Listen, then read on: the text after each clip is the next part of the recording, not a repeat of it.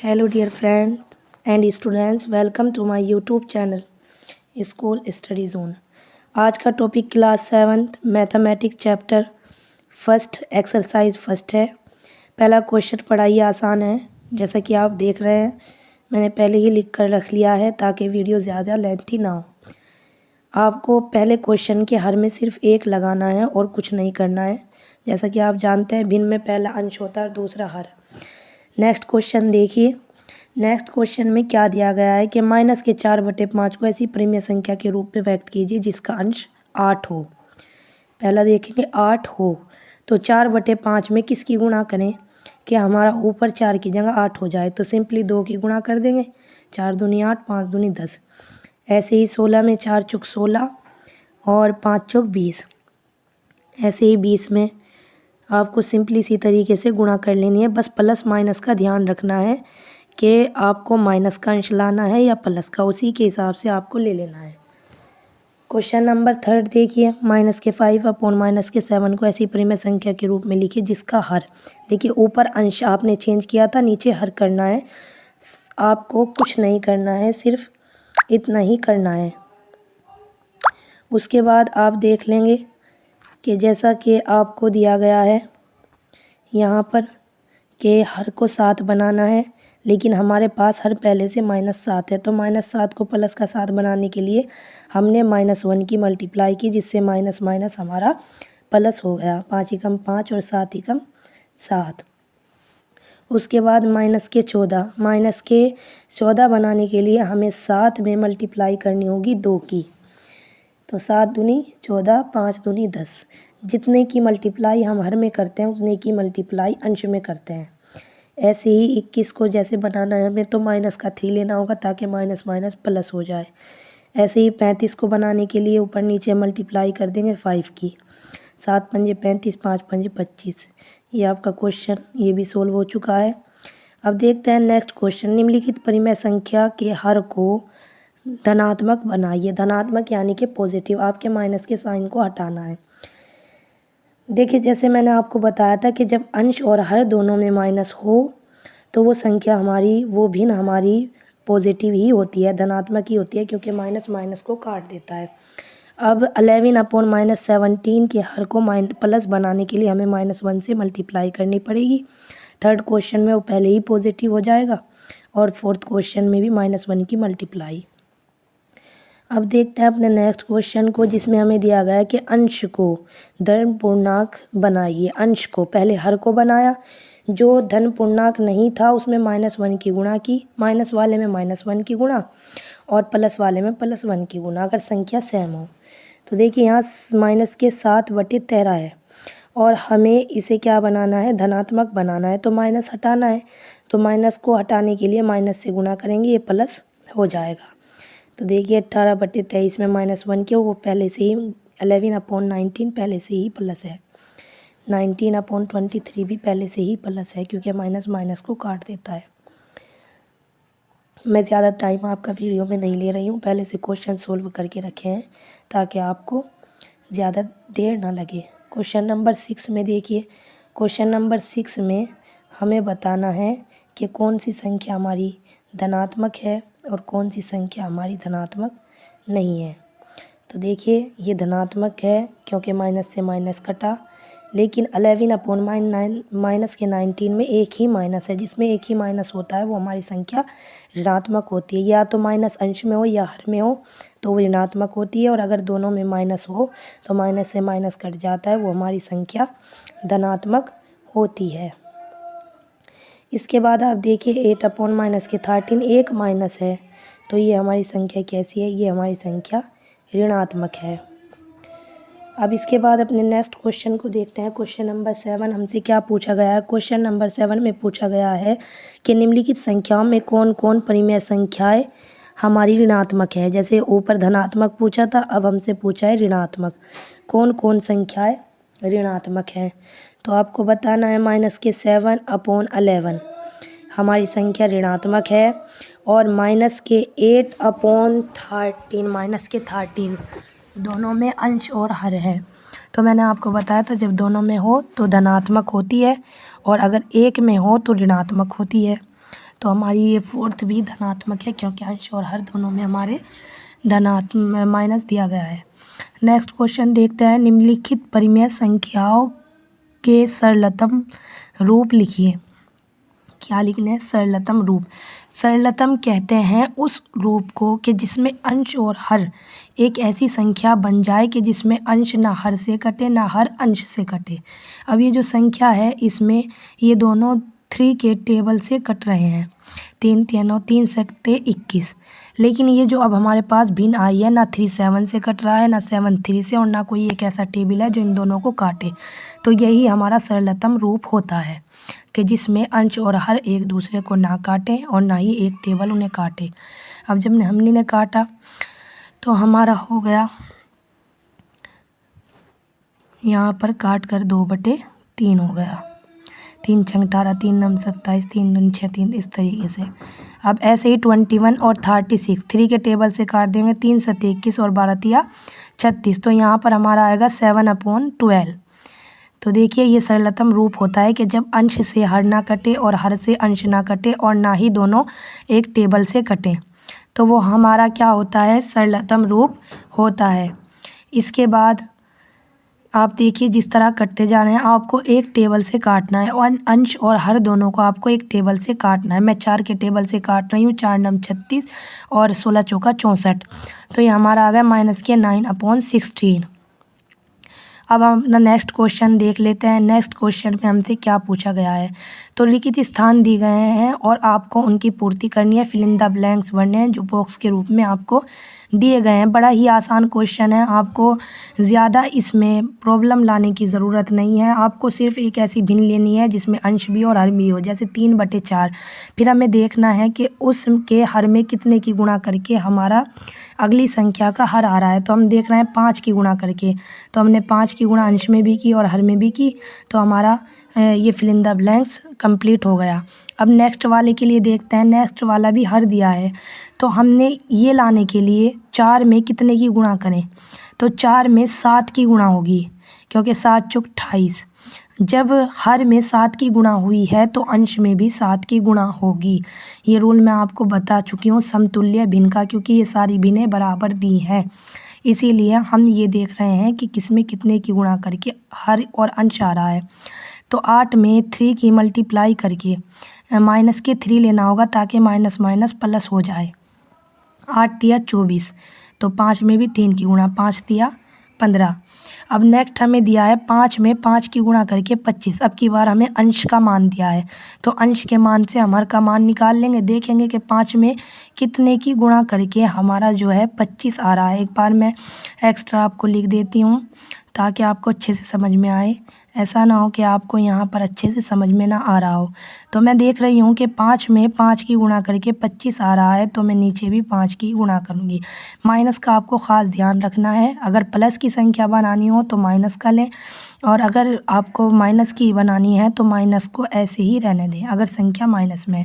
अब यहाँ पर आप देखिए 7 में 2 की गुणा करके हमारा 14 आ रहा है, 14 आ रहा है, तो हम नीचे भी 2 की गुणा करेंगे। और ऐसे ही 7/-9 में बराबर भिन्न जो दी है वो 35 और खाली स्थान दिया है, तो 5 की गुणा करके 35 आया है, तो नीचे भी 5 की गुणा करेंगे। 5 नम 45। ऐसे ही अब जो हमें कंप्लीट भिन्न जो दी है नीचे वाले क्वेश्चन में, वो बीच की भिन्न हमें दी है और इधर उधर की भिन्न इसके बराबर है, यानी कि समतुल्य भिन्न है। तो अब आप देख लेंगे कि कितने की गुणा हो के 8 आया, माइनस के 2 की, क्योंकि प्लस माइनस माइनस, तो नीचे भी माइनस 15 दूनी 30। ऐसे ही इधर वाला क्वेश्चन देख लेंगे। अब हमें यहाँ पर हर दिया है और अंश पूछा है, तो हम देखेंगे संख्या के हर में कितने की गुणा करके दूसरी संख्या का हर आया। कितने की गुणा? 15 में की 4 की। जब हमारा 60 आया तो 4 में भी 4 की गुणा करेंगे तो हमारा 16 आएगा। तो इस तरीके से आप इस क्वेश्चन को आसानी से सोल्व कर सकते हैं, कोई भी संख्या आपको दी हो। अब देखते हैं अपना लास्ट क्वेश्चन इस एक्सरसाइज का। ये हमसे दिया गया है समतुल्य भिन्न। देखिए, अब देखिए समतुल्य किसे कहते हैं। समतुल्य भिन्न वो भिन्न होती हैं कि जिन्हें आपस में सरल करने पर, सरलतम रूप निकालने पर वो सारी भिन्नें समान आए, तो वो हमारी सरलतम भिन्नें होती हैं। और वो भिन्न किस तरह निकलती हैं, जब हम अंश और हर में सेम नंबर की मल्टीप्लाई करते हैं, चाहे वो नंबर 2 हो, 3 हो, 4 हो, तो वो हमारी भिन्न जो होती हैं समतुल्य भिन्न कहलाती हैं। जैसे 2/5 की समतुल्य भिन्न निकालने के लिए मैंने सेम नंबर की डिनोमिनेटर और न्यूमरेटर में मल्टीप्लाई की, तो मेरा 4/10 आया। जब मैं इसका सरलतम रूप निकालूंगी तो ये 2/5 ही आएगा। ऐसे ही दूसरे निकालने के लिए ऊपर नीचे 3 की मल्टीप्लाई कर दी, और तीसरे निकालने के लिए हम 4 की मल्टीप्लाई कर देंगे।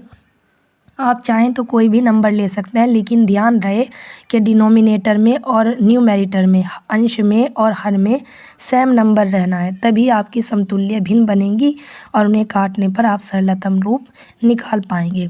तो इस तरीके से आपकी एक्सरसाइज कंप्लीट हो चुकी है। उम्मीद है कि आपको ये अच्छे से समझ आई होगी। अब देखते हैं बिना देरी किए हुए अपने नेक्स्ट क्वेश्चन को। तो इसका नेक्स्ट क्वेश्चन क्या है, 7/-11। इसके 2 क्वेश्चन हैं, उसके बाद ये कंप्लीट बिल्कुल क्वेश्चन नंबर 10 आपका लास्ट चल रहा है। -8/5, इसी में मैं आपको 1b भी कराऊंगी अभी। पहले आप अच्छे से इसे समझें ध्यान से, और आपको कोई भी डाउट हो, कोई भी प्रॉब्लम हो तो आप कमेंट करके पूछ सकते हैं। 7/11 2 से मल्टीप्लाई की, इसी तरह आप 3 से और 4 से मल्टीप्लाई करके अपनी संख्याएं निकाल सकते हैं।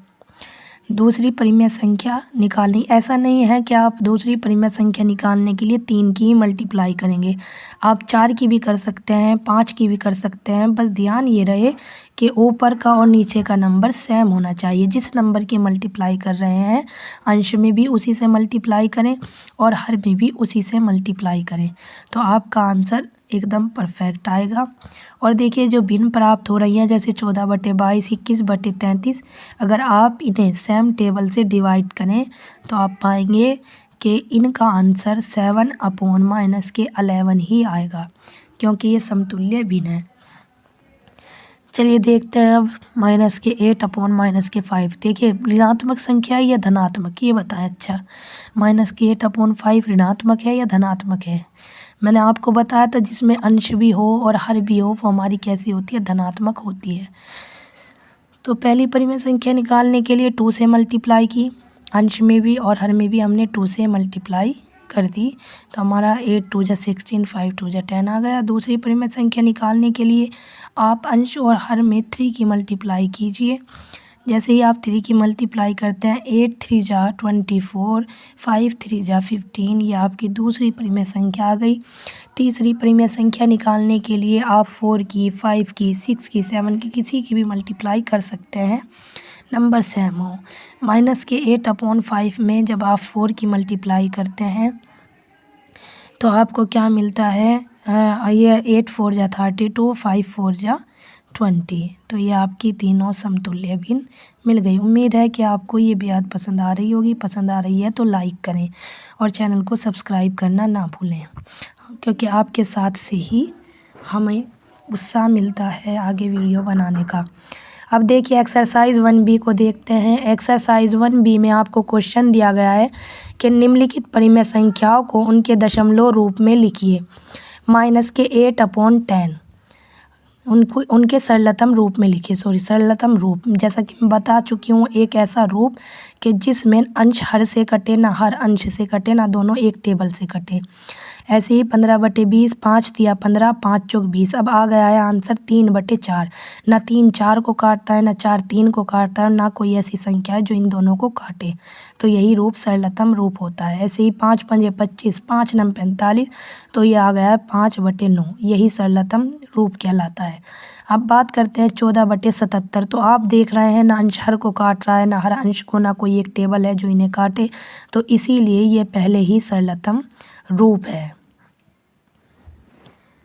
अब नेक्स्ट क्वेश्चन देखते हैं। नेक्स्ट मैं इसी बुक में कर देती हूँ, क्योंकि सिर्फ इक्वल टू और नॉन इक्वल टू का साइन लगाना है। नॉट इक्वल टू और इक्वल टू बराबर है या नहीं, जैसा हमें दिख रहा है 4/5 और 5/7, इन्हें सोल्व करने की भी ज़रूरत नहीं है पहले ही सरलतम रूप में, तो ये बराबर नहीं है। सेकंड हमारा बराबर है क्योंकि दोनों में एक एक माइनस है और अंश और हर सेम है। तीसरा हमारा बराबर नहीं है। चौथा देखते हैं, चौथे को पहले सोल्व कर लेते हैं, क्या सोल्व करके आएगा, तो हम देख रहे हैं कि नहीं, सोल्व भी नहीं होगा, तो ये भी बराबर नहीं है। अब देखते हैं थर्ड क्वेश्चन, परिमेय संख्याओं के जोड़ों में कौन समान है, कौन कौन समान है, ये देख लेते हैं कि इनमें कौन एक जैसे हैं। चलिए सोल्व करके समझेंगे तो ज़्यादा बेहतर रहेगा, वरना आप डायरेक्ट भी बता सकते थे। अब आपको पहला ही दिया गया है 9/12 और 8/12। क्योंकि अभी ये सरलतम रूप में नहीं है तो हम सरलतम रूप में किए बिना नहीं बता सकते कि ये जो हमारी भिन्न है ये बराबर है या नहीं। आपको बताने में कन्फ्यूज़न हो सकती है। सरलतम कर लेंगे, 3 × 9 3 × 12, इसी तरह 4 दूनी 8 4 × 12। तो हम देख रहे हैं कि एक का सरलतम रूप 3/4 है और दूसरी का सरलतम रूप -2/3 है, जो कि बराबर नहीं है। तो इसका मतलब हम इसे क्या कहेंगे, हम इसे कहेंगे असमान भिन्न। जब अंशारीन सेम है तो फिर माइनस के होने से क्या फ़र्क पड़ता है, ये पहले ही असमान है। अब हम 15/45 और 16/48 को देखते हैं, इन्हें भी सरलतम रूप में करते हैं। 15 × 45, 16 × 48, तो -1/3 और -1/3। तो ये भिन्न हमारी दोनों दिखाई दे रही हैं कि इनका अंश भी सेम है और हर भी सेम है और दोनों में एक एक माइनस भी है, तो ये हमारी भिन्न समान है। आपको अच्छे से पढ़ना है, जल्दी नहीं करनी है। समझने के साथ साथ आप नोटबुक में नोट भी करते रहें और एक बार नहीं समझ में आए तो आप दोबारा वीडियो देखें, लेकिन आपको अच्छे से समझ में आना चाहिए। कोई भी डाउट हो तो आप कमेंट करके बता सकते हैं, लेकिन आपको अच्छे से समझना है, क्योंकि मैं बड़ी आसान तरीके से और धीरे धीरे आपको समझा रही हूँ। देखिए आप सरलतम रूप करके अगर आपको दिखता है कि ये समान है तो आप समान लिख दें, और सरलतम रूप ना हो तो फिर असमान। देखिए जो संख्या दी गई है इसका सरलतम रूप नहीं होगा, क्योंकि 13/21 दोनों ही संख्याएँ ऐसी संख्याएँ 13/21 में 13 ऐसी संख्या है कि जो अभाज्य संख्या है, जो किसी से नहीं कटती। तो ये हमारी कैसी परिमेय संख्या, असमान परिमेय संख्या, असमान भिन्न है। नेक्स्ट क्वेश्चन को देख लेते हैं। नेक्स्ट क्वेश्चन में हमसे क्या पूछा गया है, नेक्स्ट क्वेश्चन हमसे पूछ रहा है कि परिमेय संख्या को संख्या रेखा पर निरूपित कीजिए। चलिए मैं पहले से लिख लेती हूँ ताकि आपको लेट ना हो, ज़्यादा वीडियो लेंथी ना हो। तो ये मैंने कुछ इस तरह से लाइन ड्रॉ कर ली है। अब मैं आपको समझा देती हूँ कि किस तरह से किए हैं। देखिए हमें हर को देखना है, हर हमारा जितने भाग का होगा हमें उसी भाग में अपनी लाइन को डिवाइड कर लेना है। हम देख रहे हैं चौथाई भाग में डिवाइड है, तो 0 से 1 तक जाने में हम जो नंबर इसमें डिनोट करेंगे वो हम हर में 4 के हर में ही करेंगे। जैसे 1/4, 2/4, 3/4, इस तरह से 4 भागों में इस लाइन को बांट लेंगे। आप देख रहे होंगे कि 4 भाग, 0 से 1 तक मैंने 4 भाग लिए हैं और फिर आसानी से मैंने लाइन बना दी है 3/4, जो कि मेरा क्वेश्चन है।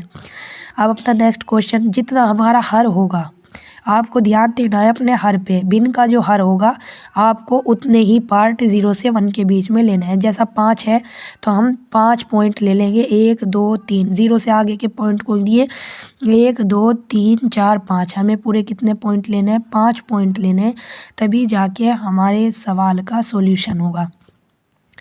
देखिए मैंने ले लिए हैं 1/5, 2/5, 3/5, 4/5।